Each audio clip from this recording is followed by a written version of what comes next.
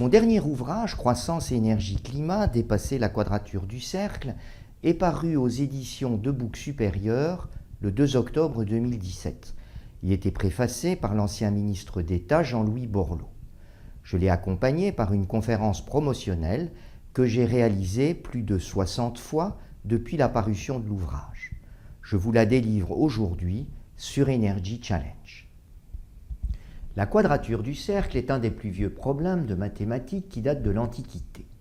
Il stipule qu'on ne peut dessiner un carré de surface équivalente à un cercle de rayon 1.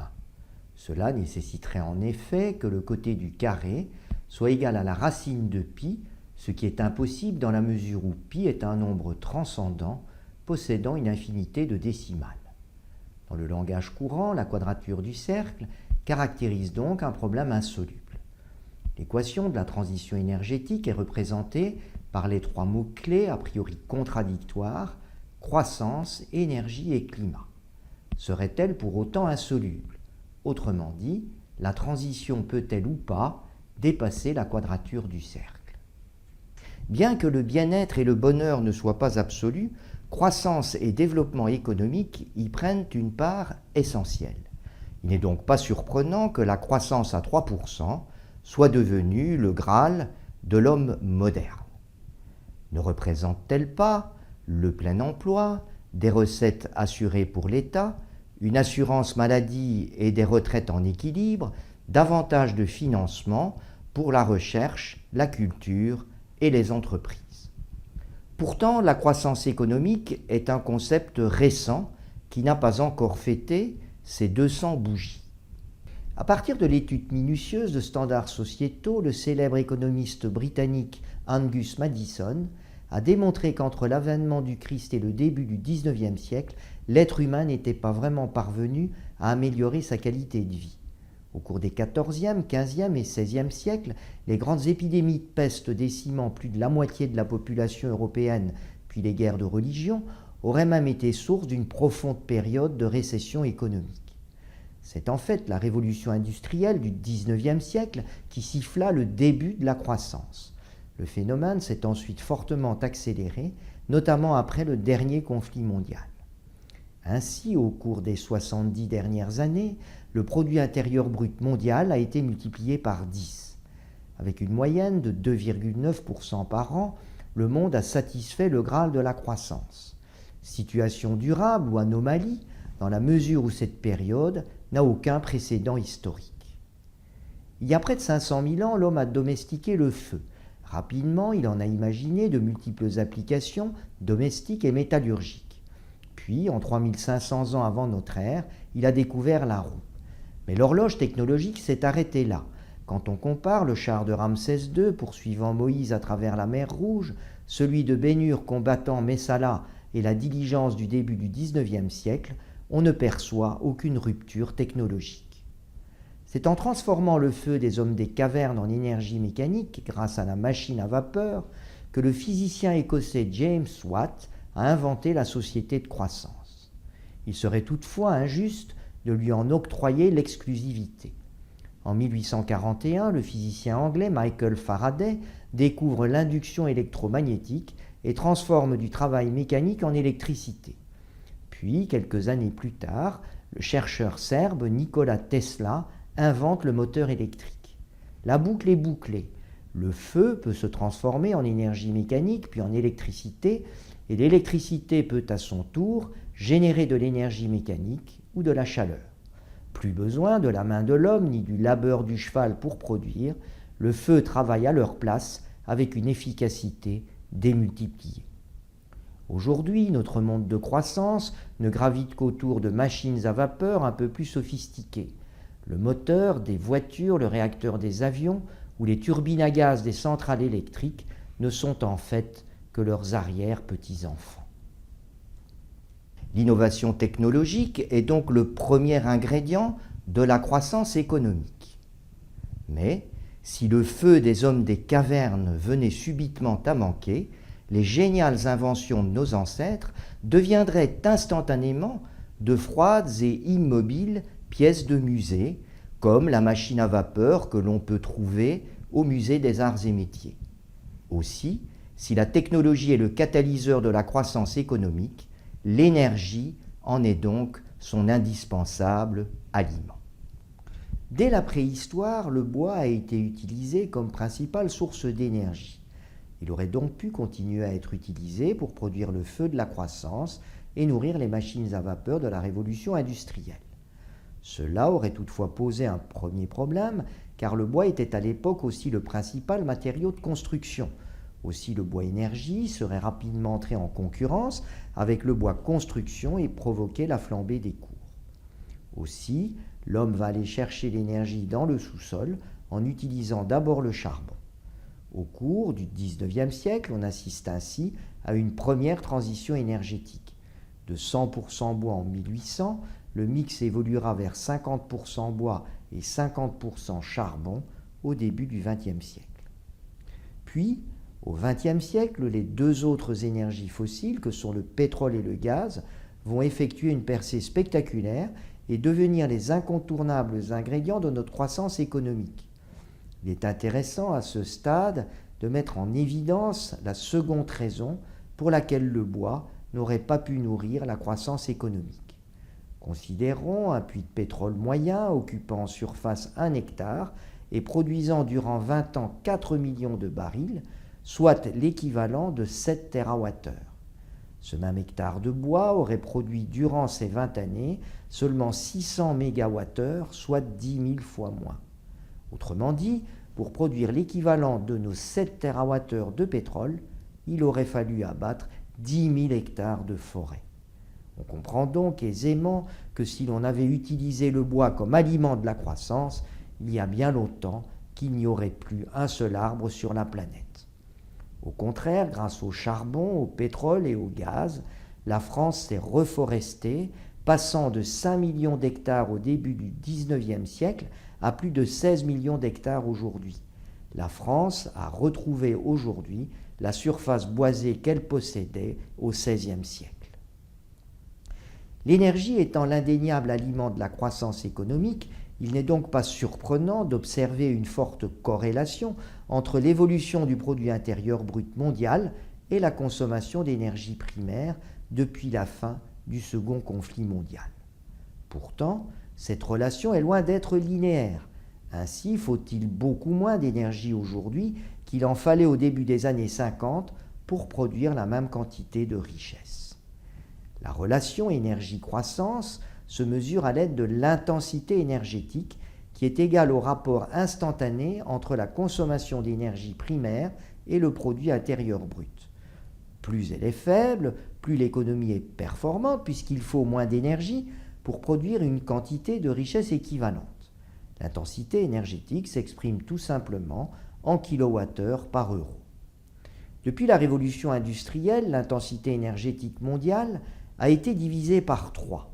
Elle le doit au progrès technologique, mais aussi au déplacement des activités industrielles lourdes vers les services et le tertiaire. La valeur mondiale de l'intensité énergétique, égale à 2,3 kWh par euro, semble converger vers une valeur asymptotique qui descendra difficilement en dessous de 1 kWh par euro. La réduction de l'intensité énergétique mondiale ne doit toutefois pas en cacher l'hétérogénéité planétaire. Si l'européen et l'américain se situent nettement en dessous de la moyenne mondiale, la plupart des pays émergents possèdent une intensité énergétique bien supérieure. Ainsi, pour produire la même quantité de richesse, les Russes, les Chinois et les Indiens consommeront-ils en moyenne 4 à 5 fois plus d'énergie que les Européens.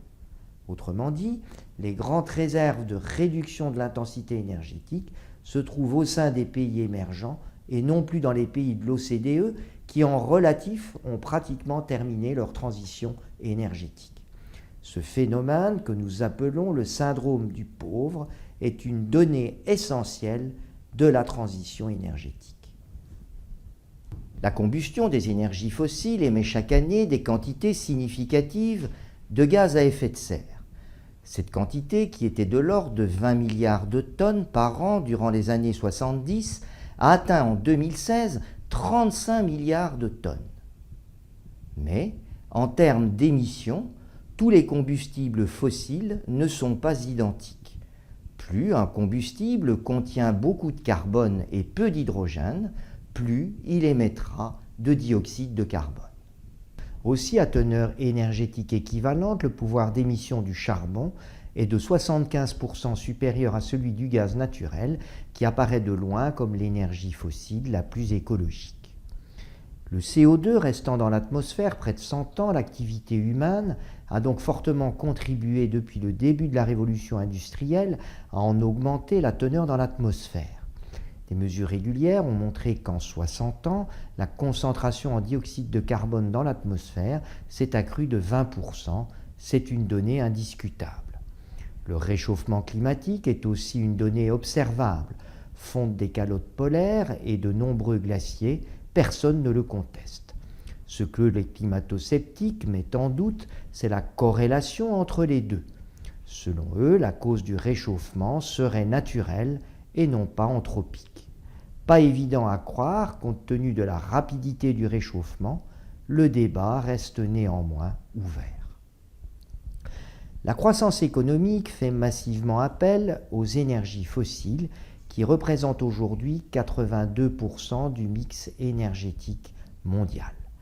Elles seraient donc incompatibles avec les objectifs climatiques. Nous revenons donc à la question clé, la transition énergétique pourra-t-elle ou pas dépasser cette quadrature du cercle? Les émissions mondiales de gaz à effet de serre peuvent se décomposer en 4 composantes élémentaires grâce à l'équation dite de Kaya. Si j'écris CO2 égale CO2, vous êtes d'accord. Je divise OT-bas par mégawattheure, toujours d'accord. OT-bas par kilo-euro, puis OT-bas par habitant, toujours d'accord. De droite à gauche, l'équation de Kaya fait apparaître naturellement les 4 leviers de la transition.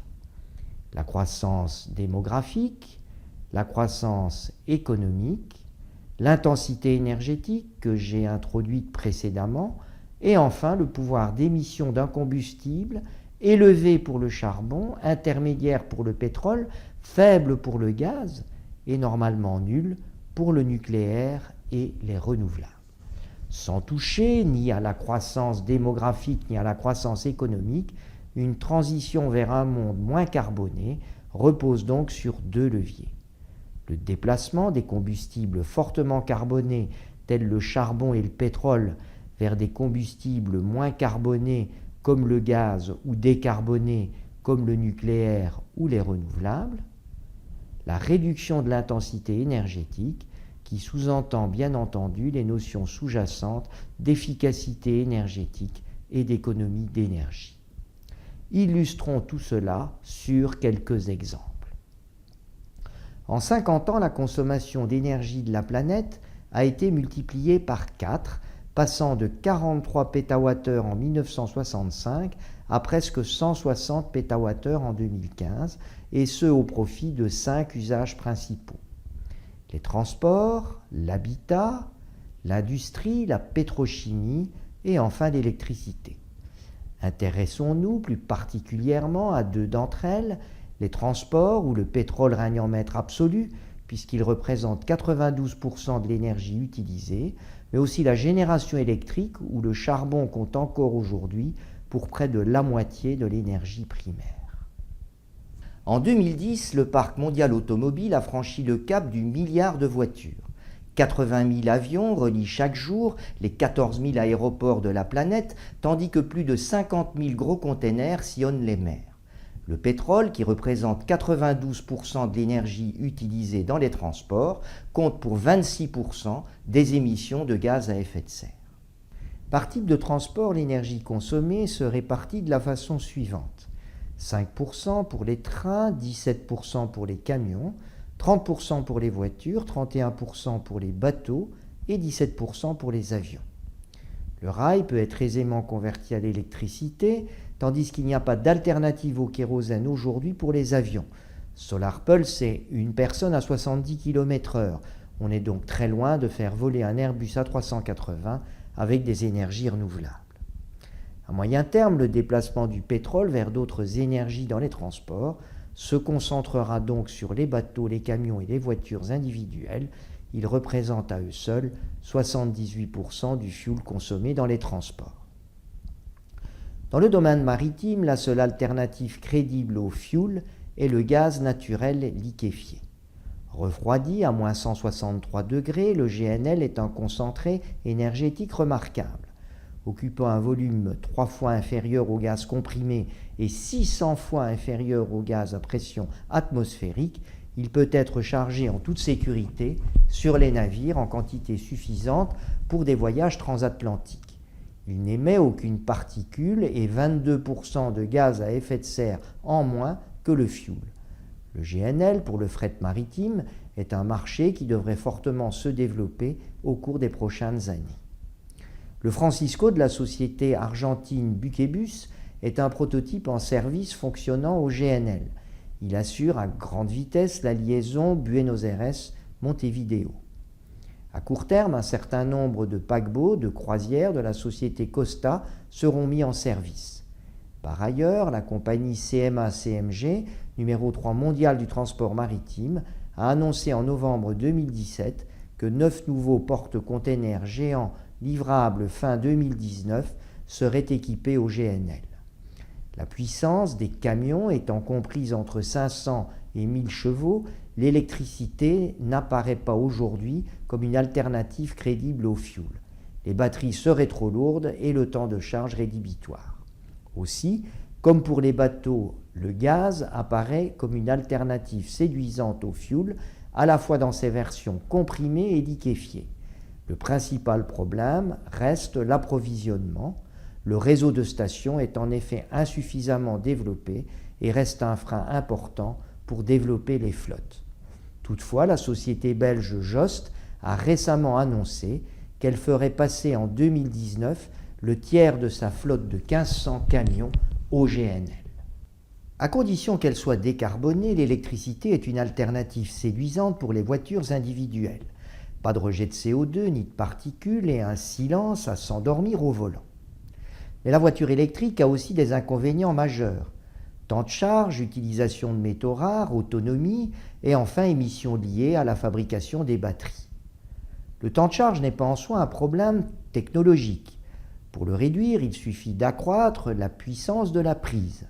Ainsi, sur des bornes classiques de 3 kW, il est compris suivant la taille de la batterie entre 6 et 10 heures.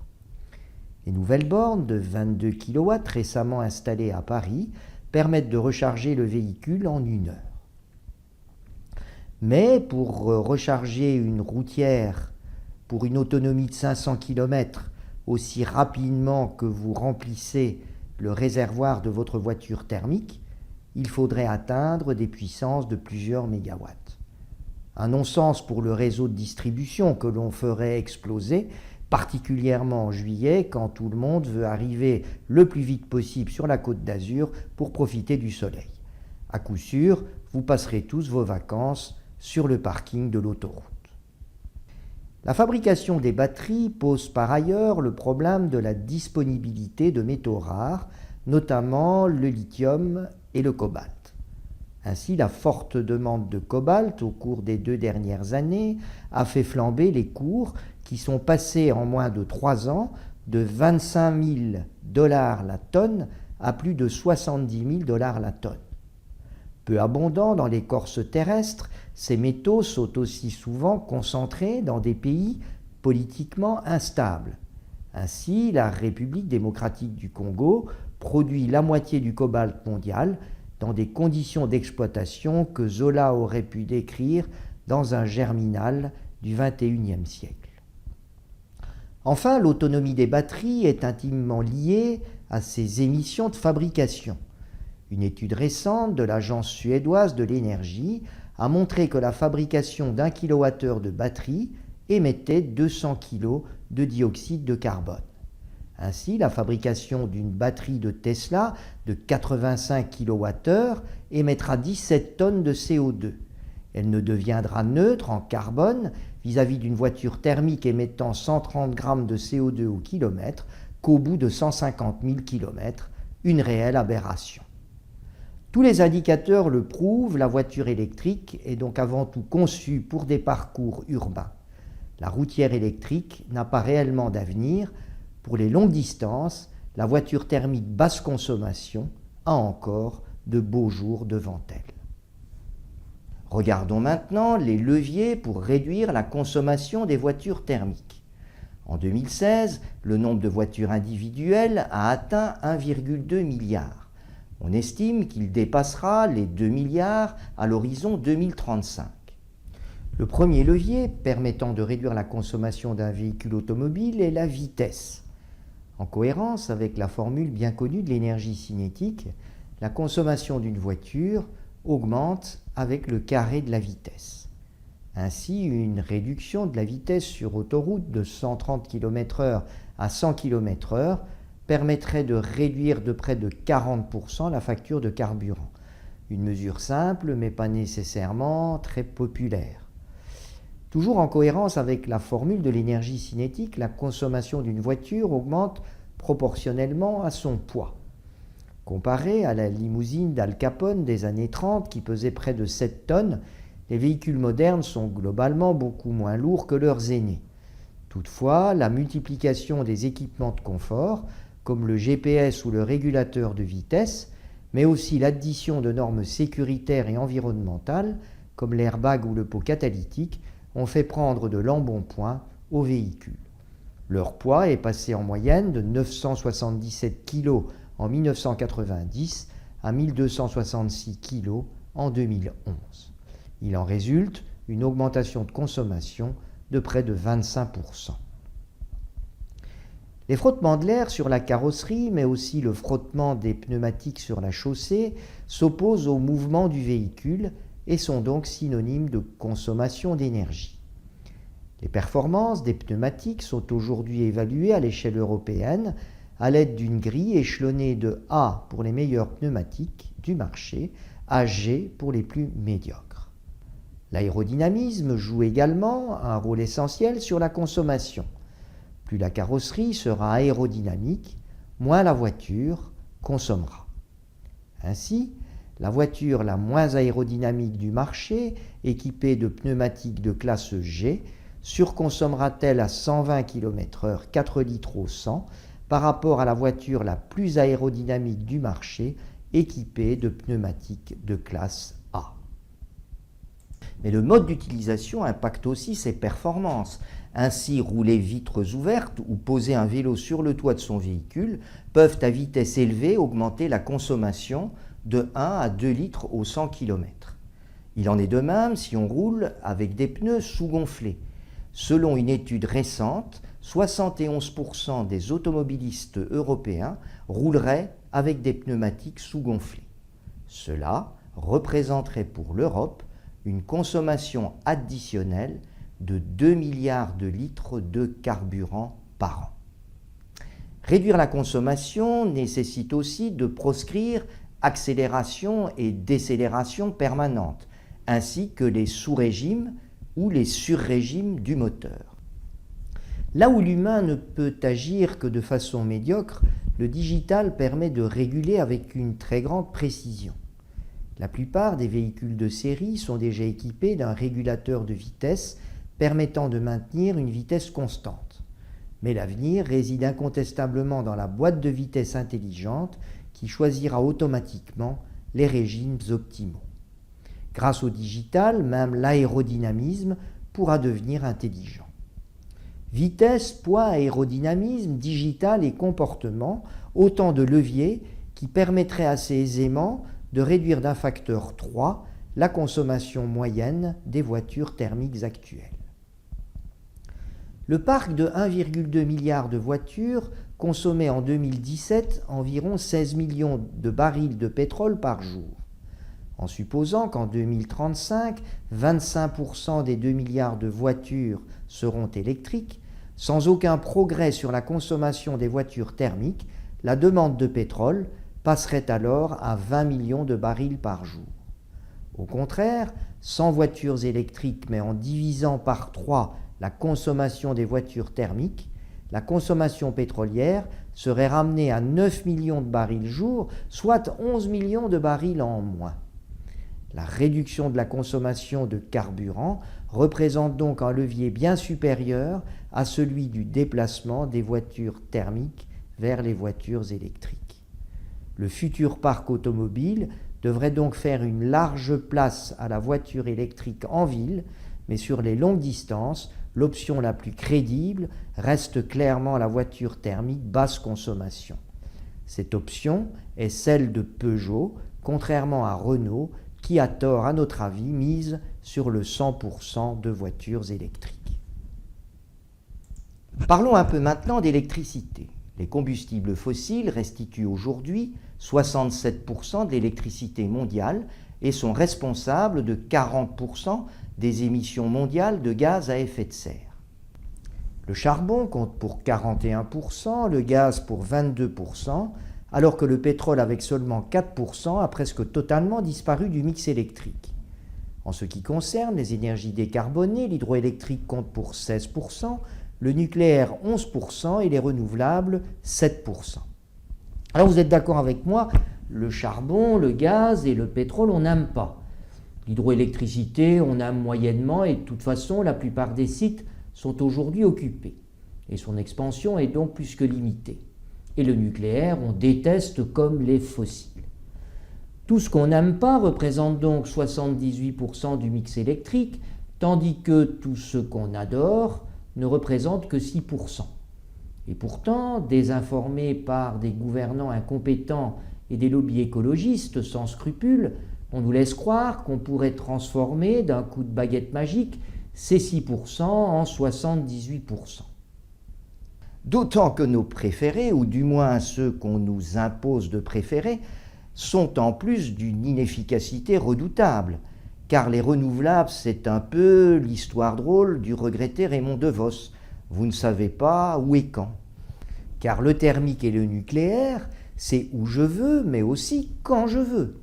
Il suffit de construire la centrale là où se situent les principaux besoins d'électricité et de la faire fonctionner au gré de la demande. Par contre, les renouvelables, c'est quand Dame Nature le veut et où Dame Nature le veut. Nous n'avons donc aucun contrôle ni spatial ni temporel sur l'électricité produite, d'autant que cette dernière ne peut être stockée.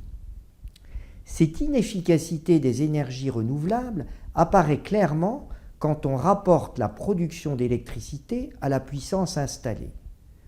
Un réacteur nucléaire délivre de l'électricité durant environ 80% de son temps. Autrement dit, un réacteur nucléaire d'1 gigawatt produira annuellement environ 7 TWh d'électricité. Par contre, le même gigawatt d'éolien ne produira que 2 TWh, tandis que le solaire n'en produira qu'un seul. Autrement dit, tout gigawatt nucléaire supprimé demandera en moyenne de rajouter au moins 3,5 gigawatts d'éolien et 7 gigawatts de solaire. Et encore, cette évaluation est-elle très optimiste dans la mesure où elle suppose qu'il n'y a jamais d'intermittence complète. Dans un pays où les éoliennes sont uniformément distribuées, les différents territoires compenseraient à tout instant leurs intermittences. Pour réduire la part du nucléaire français de 20 gigawatts, comme le voulait la loi sur la transition énergétique, il aurait donc fallu rajouter 35 000 éoliennes de 2 mégawatts aux 6 000 existantes. Or, au rythme actuel de 600 nouvelles éoliennes par an, le parc dépassera à peine les 10 000 éoliennes en 2025. On comprend donc aisément pourquoi le ministre de l'Environnement, Nicolas Hulot, a été obligé de faire marche arrière sur un engagement techniquement intenable. Il a déclaré que l'objectif 2025 serait retardé sans donner de date précise, une décision plus que sage compte tenu des chiffres ci-dessus. La mise en œuvre des renouvelables repose donc en premier lieu sur une course effrénée au gigawatt. Si le quand rend les renouvelables très capricieux, le où les rend pratiquement inutilisables aux échelles régionales et nationales. Imaginons la France de toujours, du soleil dans la région PACA, du vent dans le golfe d'Aquitaine, mais de la pluie en Normandie et de la neige dans les Vosges et en Alsace. Sans un réseau très dense de lignes à haute tension, le soleil de Marseille et le vent de Bordeaux ne parviendront jamais ni à Rouen ni à Strasbourg. La mise en œuvre des renouvelables repose donc sur une deuxième course effrénée, la course à la ligne haute tension. Illustrons tout cela en comparant les transitions énergétiques allemandes et britanniques. Pour satisfaire aux revendications de ses lobbies écologistes, l'Allemagne a décidé de sortir du nucléaire tout en mettant en œuvre une politique renouvelable très agressive. Depuis 2010, près de 100 gigawatts de renouvelables ont été installés, tandis que le parc nucléaire était réduit de 40%. Une double stratégie qui n'a été rendue possible qu'en maintenant le niveau de la génération charbonnière, qui représente toujours la moitié du mix électrique allemand. La Grande-Bretagne a choisi une stratégie opposée. Elle a conjointement mis en œuvre 30 gigawatts de renouvelables, mais s'est appuyée à la fois sur le gaz et le nucléaire pour diviser par 3 sa génération charbonnière. En termes de gaz à effet de serre, la stratégie allemande s'est avérée catastrophique, avec seulement 2% de réduction de gaz à effet de serre depuis 2010. La croissance future de la consommation électrique s'appuyant sur le charbon, ces émissions devraient même réaugmenter d'ici 2020. Au contraire, la stratégie britannique a permis à la patrie Shakespeare de réduire en 5 ans ses émissions de gaz à effet de serre de 25%. Quant au où, il pousse le modèle allemand presque au ridicule. Les principaux gisements de vent se trouvent sur la Baltique, alors que les besoins d'électricité sont dans la Ruhr et en Bavière. Il sera donc nécessaire de mettre en œuvre 10 000 km de lignes haute tension pour un coût exorbitant de 50 milliards d'euros. Réduire les émissions de gaz à effet de serre tout en garantissant sécurité énergétique et croissance économique dans un monde en croissance démographique continue, voilà le rêve que nous souhaiterions réaliser. Alors, la transition énergétique pourra-t-elle vraiment dépasser la quadrature du cercle ? Les émissions annuelles résultant de la combustion des énergies fossiles comptent aujourd'hui pour environ 35 milliards de tonnes. En poursuivant nos politiques énergétiques actuelles, nous atteindrons allègrement 3 degrés de réchauffement climatique à l'horizon 2050. Le limiter à 2 degrés demandera de réduire les émissions de 575 milliards de tonnes. Intéressons-nous à la distribution mondiale de ces 575 milliards de tonnes. La Chine représente 31% de l'effort, contre 13% pour les États-Unis, 6% pour l'Europe et 50% pour le reste du monde. Mais 70% de l'effort vient des pays émergents, alors qu'il ne compte que pour 38% de la richesse mondiale. On retrouve là à nouveau le syndrome du pauvre. Le premier défi de la transition repose donc sur un transfert massif de richesses depuis les pays de l'OCDE vers les pays émergents. Évalué entre 1 500 et 2 000 milliards de dollars par an, ce transfert représente entre 3 et 4% du produit intérieur brut des pays de l'OCDE. Les 100 milliards de dollars par an promis par les pays riches aux pays pauvres lors de la COP21 sont donc très loin du compte. Le second défi est clairement politique. Le développement durable, rappelons-le, repose sur la gestion simultanée de 3 piliers complémentaires mais non substituables, l'environnemental, le sociétal et l'économique. La transition énergétique s'inscrit clairement dans ce concept. Elle s'appuie, elle aussi, sur 3 piliers en parfaite bijection avec ceux du développement durable. La problématique climatique est environnementale, la sécurité énergétique est sociétale, la compétitivité des entreprises est économique. Parmi les 3 piliers de la transition, le climat est global, alors que les piliers sécurité énergétique et compétitivité des entreprises sont profondément nationaux. Une vision nationaliste privilégiera toujours les piliers sécurité énergétique et compétitivité des entreprises par rapport aux piliers climat.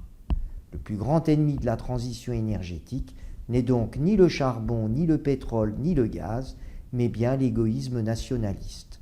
Le président Trump, qui chante haut et fort que la transition énergétique n'est favorable ni aux citoyens américains, ni aux entreprises américaines, et encore moins aux contribuables américains en est aujourd'hui le parfait porte-parole.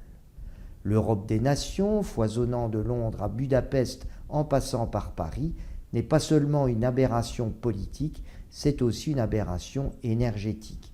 Notre avenir à tous réside bien dans la construction d'un État fédéral européen qui finira par émerger au cours des prochaines décennies. Le troisième défi est clairement technologique. La croissance verte apparaît comme une dangereuse utopie, car, contrairement à une idée reçue, elle ne représente en rien une percée technologique. Tiens, à propos, saviez-vous que 5 millions d'euros sont dispersés en pièces de monnaie que les touristes perdent chaque année sur les plages françaises? De l'argent gratuit qu'il suffit de récupérer avec un détecteur de métal. Comme les pièces de monnaie, les énergies renouvelables sont gratuites, mais également dispersées. Comme les éoliennes et les panneaux photovoltaïques, peut-être que dans l'avenir, les détecteurs de métal seront plus performants et permettront de récupérer plus rapidement les pièces de monnaie. Mais ce qui à coup sûr ne changera pas, c'est la dispersion des pièces. Au début du XXe siècle, l'économiste autrichien Joseph Schumpeter avait montré que la croissance économique résultait entre autres de l'innovation destructrice. Pour créer de la croissance, il fallait qu'une innovation détruise la technologie précédente. Ainsi en fut-il des CD avec les disques vinyles ou de la photo numérique avec l'argentique. Les énergies renouvelables ne représentent en rien une innovation destructrice. La pile à combustible et la première voiture électrique datent de 1840. L'éolienne n'est que le couplage d'un moulin à vent inventé 2000 ans avant Jésus-Christ avec le disque de Faraday. Hertz découvrit l'effet photoélectrique à la fin du XIXe siècle, Diesel fit tourner son premier moteur à l'huile d'arachide et la célèbre Ford T fonctionnait à l'alcool. C'est bien le pétrole beaucoup plus performant qui a été l'innovation destructrice des renouvelables. J'émets donc un profond doute quant à inverser le processus. D'autant que si l'on considère l'ensemble de leur cycle de vie et non pas seulement leur phase d'utilisation, les énergies renouvelables sont loin d'être neutres en carbone. Ainsi, la fabrication d'une éolienne demandera 150 tonnes d'acier et 400 mètres cubes de béton, un processus fortement émetteur de gaz à effet de serre, tandis que la fabrication d'une batterie de 30 kWh émettra 6 tonnes de CO2. Il est donc illusoire de vouloir électrifier un pays entier ou même une grande région à l'aide de renouvelables. L'énergie Wirde allemande nous l'a montré, le modèle renouvelable centralisé débouchera à coup sûr sur une impasse. Le solaire ou l'éolien étant des énergies purement locales, pour être viables, elles auront besoin du support d'un ami thermique dont la taille dépendra des ressources renouvelables locales. Là où les ressources solaires ou éoliennes sont importantes, il ne faudra que des centrales thermiques de petite taille. Mais là où les ressources sont fortement intermittentes, de grosses unités resteront nécessaires. Quoi qu'il en soit, la transition du charbon vers les renouvelables sera un chemin très tortueux qui devra s'appuyer à la fois sur le gaz, mais aussi et surtout sur le nucléaire. Décarboner la société, ce sera donc aussi la renucléariser, dans un premier temps avec sa version imparfaite qu'est la fission, puis plus tard grâce à sa version quasi parfaite que sera la fusion. Car c'est bien dans la fusion nucléaire que réside la véritable percée technologique et la véritable innovation destructrice.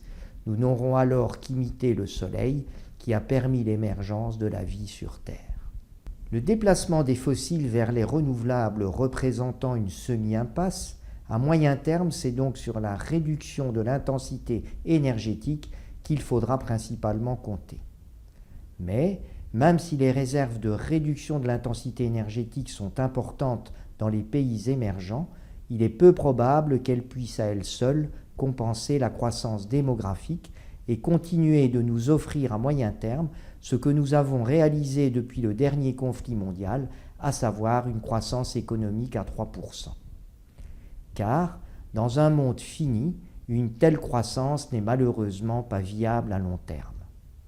Imaginons un pauvre Égyptien possédant en 2000 ans avant Jésus-Christ une très modeste surface habitable de seulement 1 mètre carré.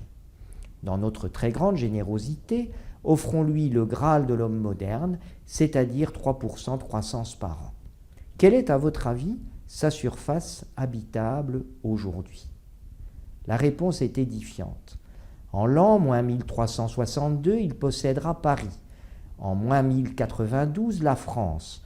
En 989, l'Europe. En -858, la Terre. En +40, le système solaire. Et en 1221, la Voie lactée. Aujourd'hui, après 4000 ans, notre pauvre Égyptien est propriétaire d'une surface habitable de 2,23 10 exposant 51 mètres carrés, soit davantage que l'univers observable. Je vous laisse réfléchir sur cette dernière image en vous remerciant de votre fidélité. Vous trouverez tous les détails de cette approche dans Croissance, énergie, climat, dépasser la quadrature du cercle, disponible en librairie et sur le net. Si vous ne l'avez déjà fait, n'hésitez pas à adhérer à Energy Challenge pour être informé de toutes les nouveautés. Je vous souhaite d'excellentes vacances et vous donne rendez-vous à la rentrée pour de nouvelles séries.